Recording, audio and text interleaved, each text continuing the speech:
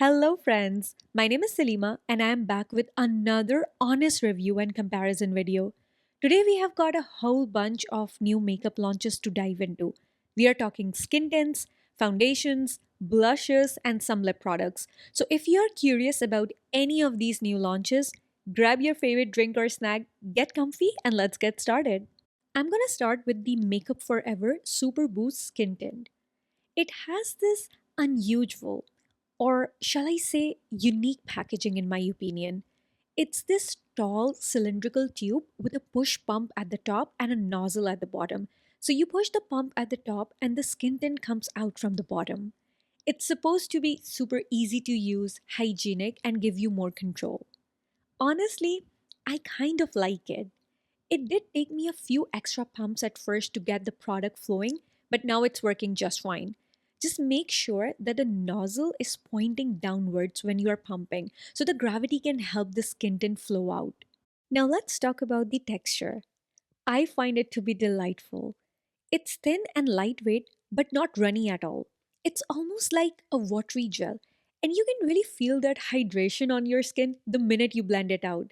I used my fingers to blend the product, but you can also use a brush or a sponge, whatever you prefer. It sets down to a natural, almost skin like finish. But keep in mind that you will not get a ton of coverage from this, even if you try to build it up. It's definitely light coverage, so it's perfect if you want to even out your skin tone and give your complexion a fresh look. On my dry skin, I didn't find that it emphasized any texture or clung to my dry patches. It also wears well throughout the day without getting shiny. And because it's so airy and weightless, I know I'll be reaching for this a lot during the spring and summer months. Now, I've seen some people say that this is similar to the Makeup Forever HD Skin Hydra Glow Foundation. Personally, I don't agree. I have that foundation and I didn't like it at all. It sat on top of my skin, didn't blend well, clung to my dry patches, and separated as the day went on. But this skin tint, total different story. I absolutely love it. If you have tried the Rare Beauty skin tint, you'll probably enjoy this one. It's lightweight and hydrating, but the Rare Beauty one gives a bit more coverage compared to the Makeup Forever skin tint. I also feel like the Rare Beauty shades tend to lean a bit yellow, so that's something to keep in mind. Another similar formula is the Summer Friday Skin Tint. I love that one too, but it's even more sheer than the Makeup Forever one. So it provides a sheer wash of color that evens out your skin tone and enhances your natural beauty. Okay, next up is the Milk Makeup Hydro Grip Skin Tint. To be honest, I was a little skeptical about this one at first. You see, I wasn't a fan of their Hydro Grip primer. It just didn't work for my dry skin. It clung to my dry patches and made my foundation separate and crease no matter what foundation I used. So, with that experience in mind, you can understand my hesitation with this skin tint, right? But then I saw the packaging. That gorgeous blue color totally drew me in, and I just had to try it. And I'm happy to report that I actually like this skin tint, but with a few caveats. First, let's talk about the consistency of this product. For something that's marketed as a gel, I find the texture to be more creamy. It's like a lightweight cream, so it gives you that extra bit of emollients and nourishment along with the boost of hydration. Because of that, I find it works best when I layer it with just a light layer of skincare underneath.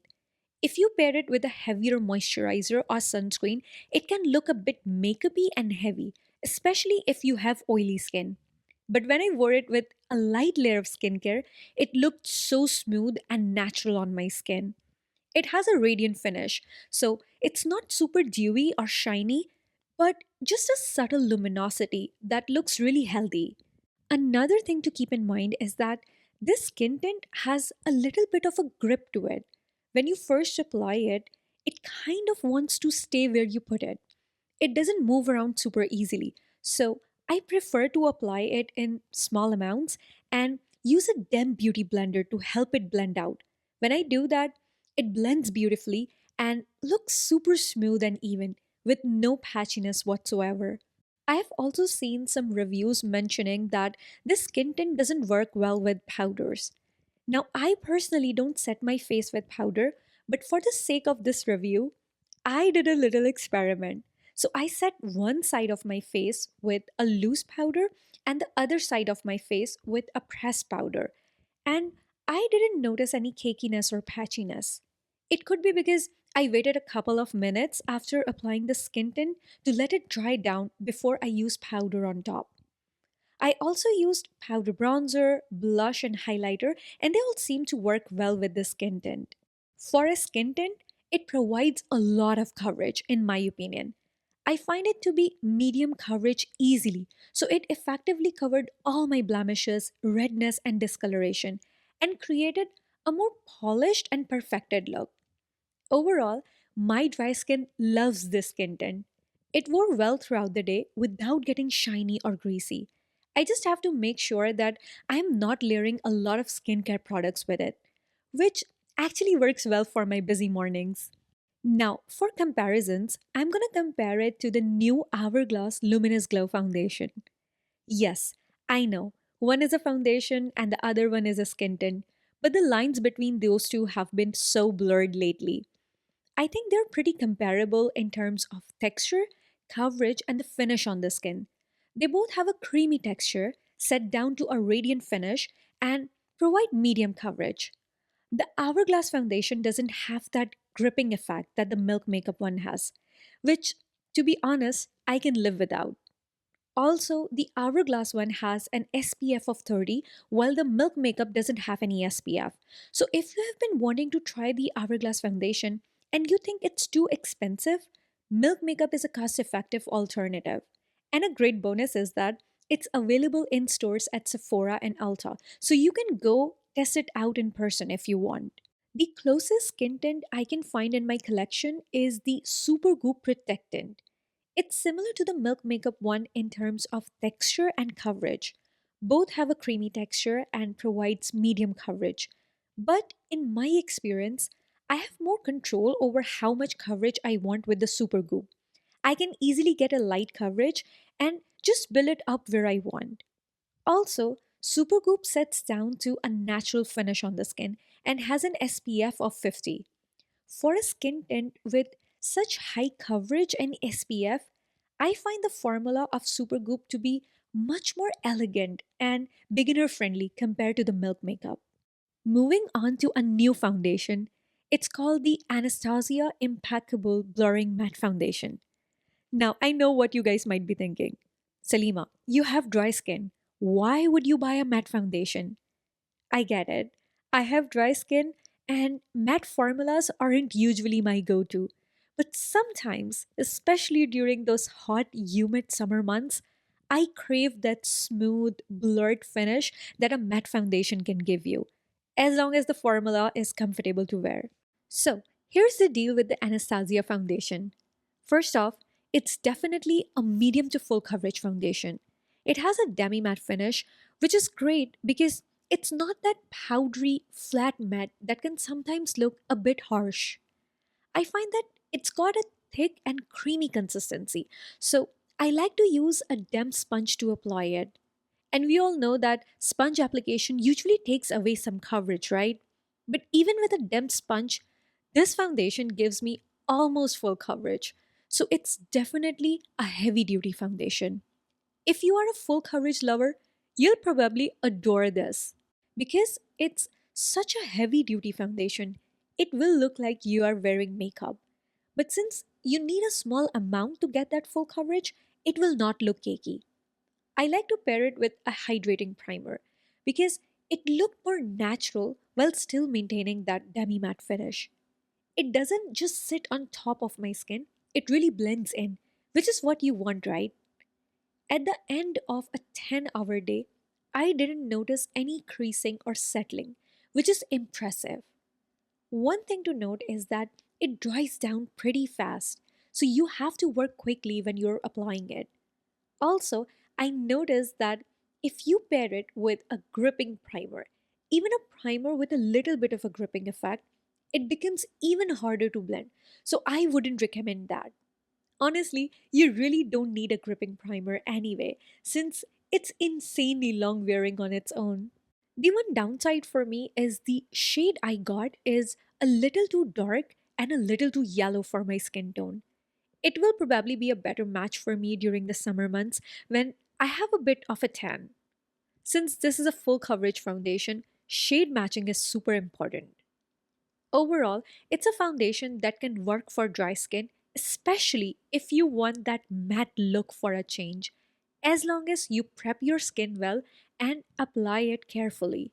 I will compare this to my favorite matte foundation from Valentino.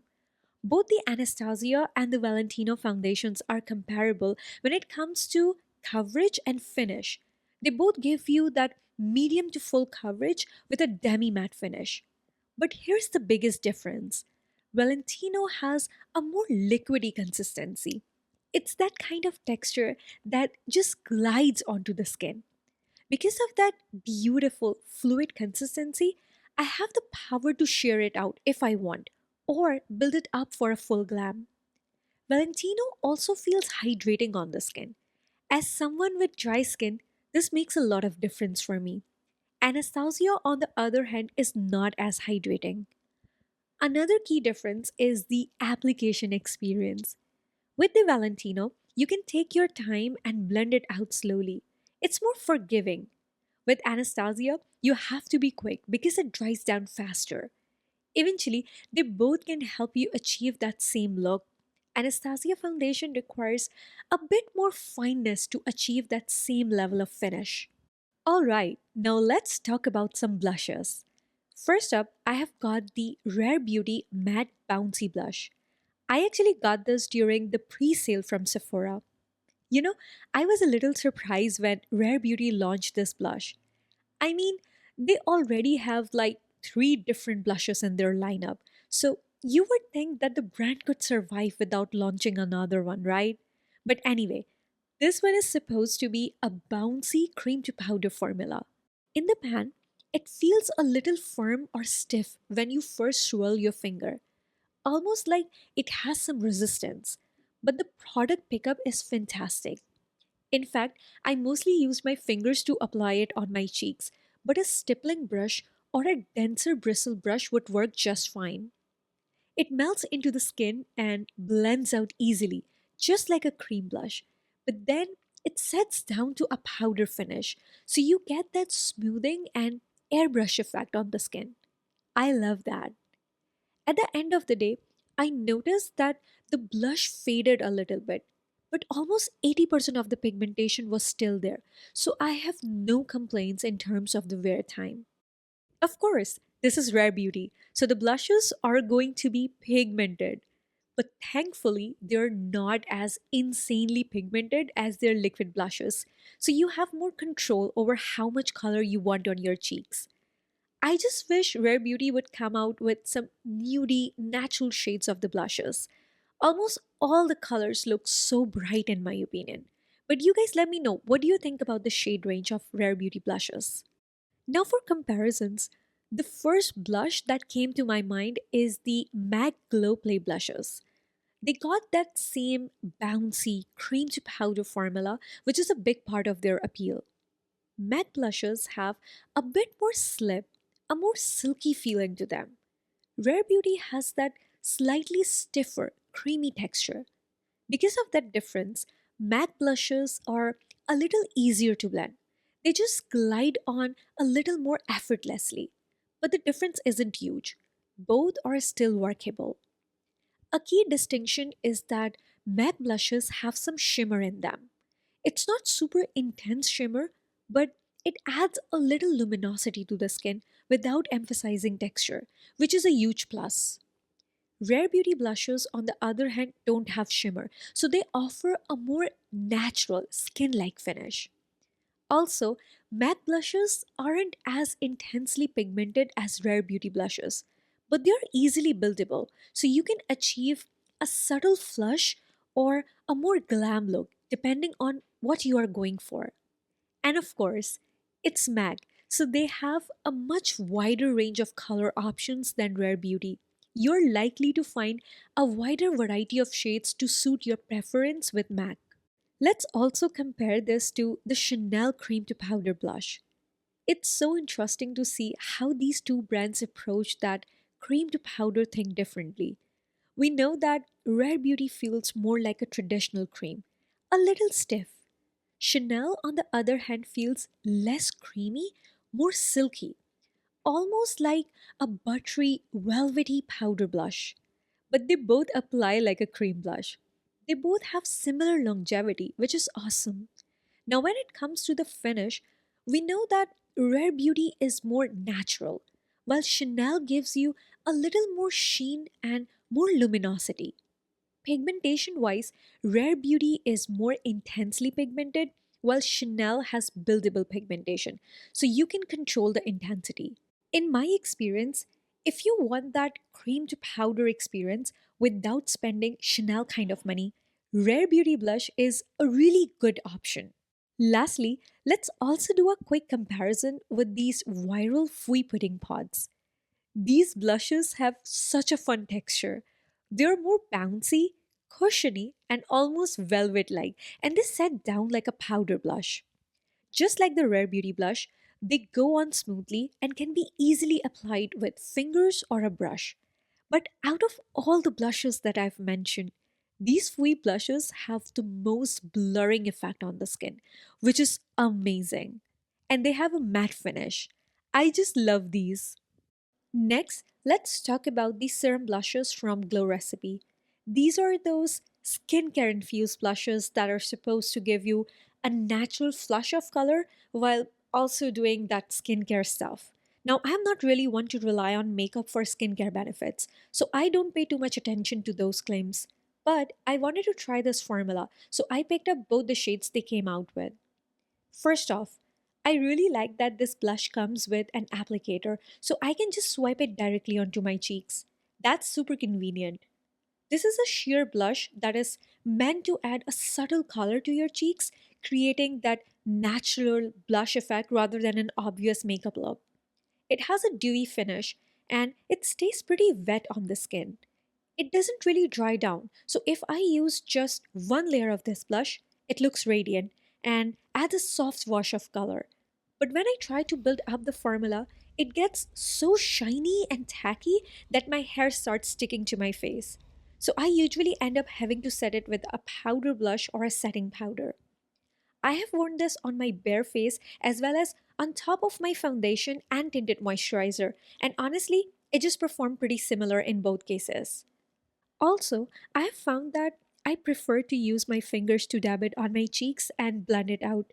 Because this is such a wet and slippery formula, if I use a brush to blend it, it just moves around on my cheeks and disrupts the foundation or other makeup underneath. I end up with those uneven patches of color instead of a smooth application, which is definitely not what I'm looking for. In terms of longevity, these last on my skin for about 4 to 5 hours without any setting powder or spray. And if I set it, I can extend the wear time up to 6 hours on my dry skin. Overall, I think these are just okay. I am not blown away by this blush launch from Glow Recipe. I can create the same look with the Hourglass Unreal blushes, which have that serum like texture. And even though they are much more pigmented than the Glow Recipe, I can still use them for a subtle wash of color. They have a radiant finish on the skin, and most importantly, they're easy to blend and they don't mess up with my makeup. If you don't want to spend on Hourglass, then these Korean watery blushes are super similar to the Glow Recipe formula. But I can actually build up the color with these blushes without them getting tacky and overly shiny. These also last longer in my experience compared to the Glow Recipe. Not to mention, they have so many beautiful shades.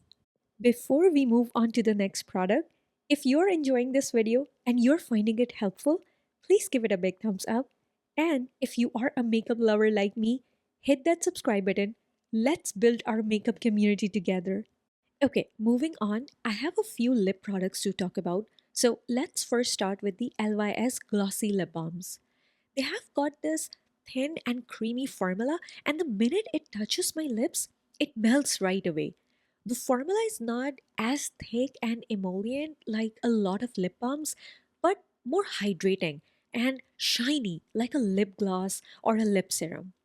What I really appreciate is that it doesn't have that burning or tingling sensation. Instead, you get this faint, cooling sensation, which is really refreshing. It's subtle, but it's there. The pigmentation level is moderate, which is perfect for a lip balm. You get a nice wash of color without it being too intense.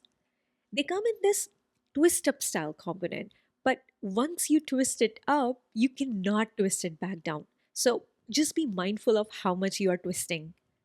I personally love both the shades I picked up. They have some really gorgeous, nudie, and bold shades in their lineup, so there's definitely something for everyone. The only thing I am not totally in love with is the triangle shape of the component. I know it's very on brand for LYS, they use a triangle shape for all of their makeup products. But honestly, I think it makes this lip balm a little messy, especially if you have smaller lips like me. The product can easily go outside of the lip lines, and it's just a bit awkward to apply. But overall, these are really lovely, hydrating lip balms with a nice range of shades and a comfortable feel on the lips. In fact, I find them to be comparable to the Hourglass Phantom lip balms.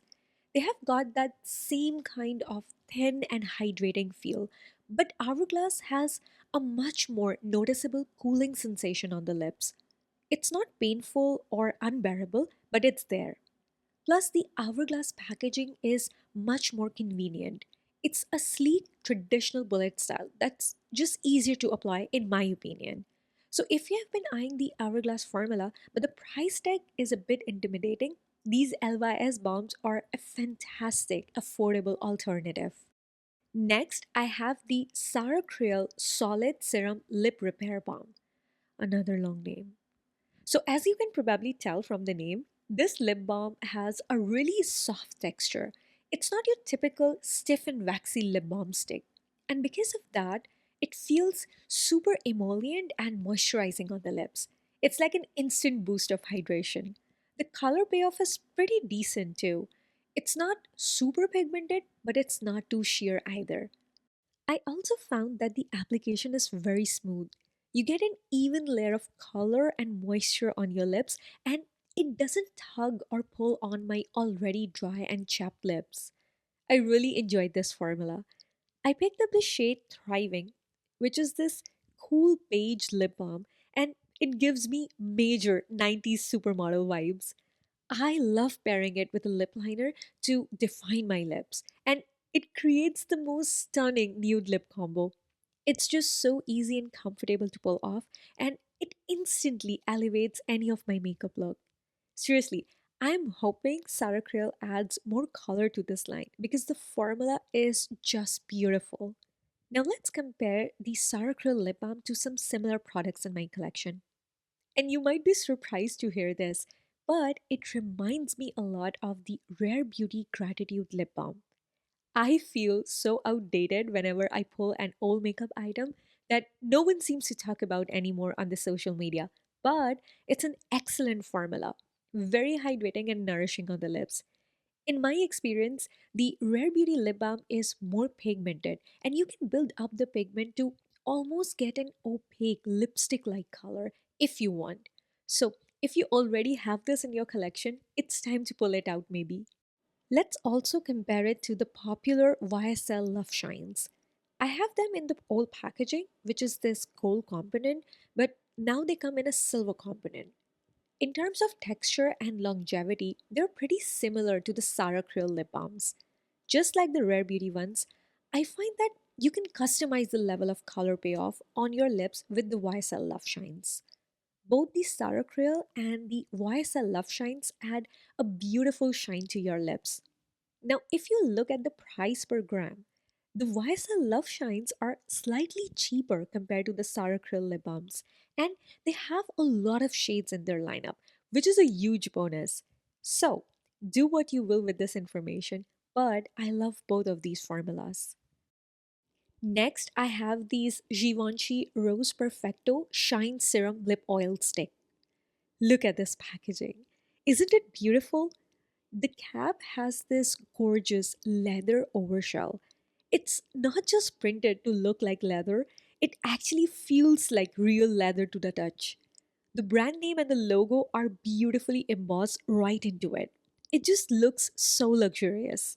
Now let's talk about the formula.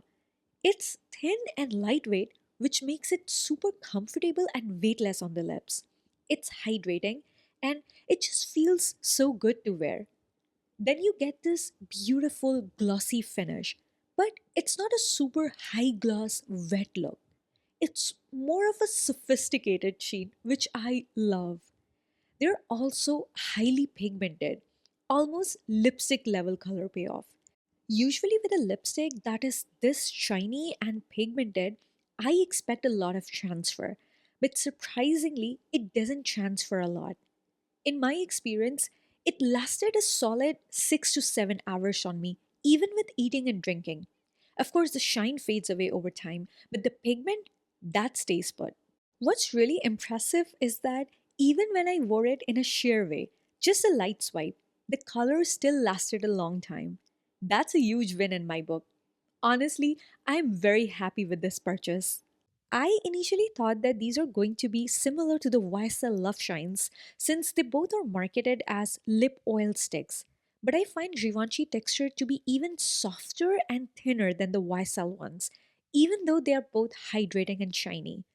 The Y cells have a slightly more substantial feel on the lips. Also, the Givenchy lipsticks are more pigmented, almost one swipe pigment, while the YSL Love Shines are comparatively sheer. And the Givenchy lipsticks have longer lasting quality compared to the YSL Love Shines. I have a similar experience with the Gucci Glow and Care lipsticks. Even though these Gucci lipsticks are hydrating, the texture is a bit more dense and balmy compared to the Givenchy ones. And even though they're marketed as lipsticks, they're not nearly as pigmented as the Givenchy. In my experience, the closest match would probably be the Kosas Moisturizing Shiny Sheer Lipstick. This is as pigmented and shiny as the Givenchy ones, but it doesn't last as long.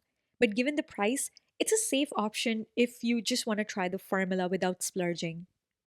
Alright, now let's talk about the Laneige Polypeptide Lip Serum.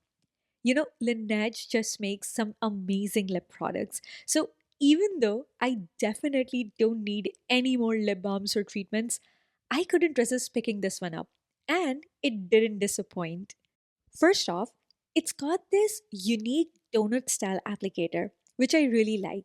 It definitely gets the job done, but I'm not sure if it does anything drastically different than those traditional slanted silicone lip applicator. Maybe if you've got fuller lips, this donut shape would cover a larger surface area. I'm not sure. In terms of consistency, it feels more like a liquid lip balm.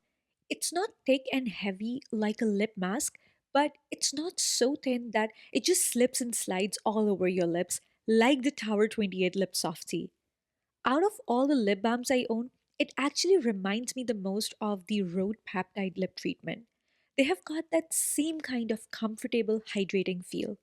In terms of wear time, it lasts about 2 to 3 hours on my lips. So if I'm planning to wear it on its own, I like to pair it with a lip liner to extend the wear time.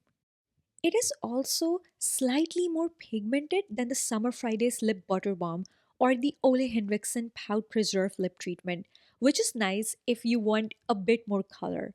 But keep in mind that both Summer Fridays and the Ole Henriksen has a denser and richer formula compared to Laneige. And they also are slightly less glossy on the lips compared to Laneige. But all in all, I'm really happy with this purchase. Lastly, let's also talk about these Makeup Forever Super Boost Plumping Lip Gloss. When I first applied it on my lips, I was a little worried because it has a thicker formula. But this gloss is surprisingly non sticky. It feels so plush and comfortable on the lips, not tacky at all. And it also leaves your lips with an intense high shine finish. The color payoff is pretty good. You get a noticeable tint. Since these lip glosses are marketed as plumping, I was expecting to get that intense burning or tingling sensation. Instead, I got this really pleasant, faint cooling sensation, almost like that fresh feeling you get after using a minty toothpaste or mouthwash. However, that cooling feeling lasts for a good 15 to 20 minutes after you apply it. So, something to keep in mind. I really love these glasses, and I'm very happy with both the shades I picked up. I actually prefer them over the Lawless Forget the Filler Lip Plumping Gloss. They both have that same thick formula, but the Makeup Forever glosses just feel more decadent and plush on the lips. And they also are more glossy and juicy looking in my experience. It's like they took everything I like about a thick gloss and made it even better. And that brings us to the end of today's video. I really hope you guys found something useful or interesting. I just love sharing these comparisons with you. It's like we're figuring out together how this new makeup product really brings something different to the table, where it fits in our makeup routine. Do you feel like that? Let me know in the comments. Thank you so much for watching, and until next time, stay healthy, stay beautiful, stay kind. I will catch you in my next video. Bye.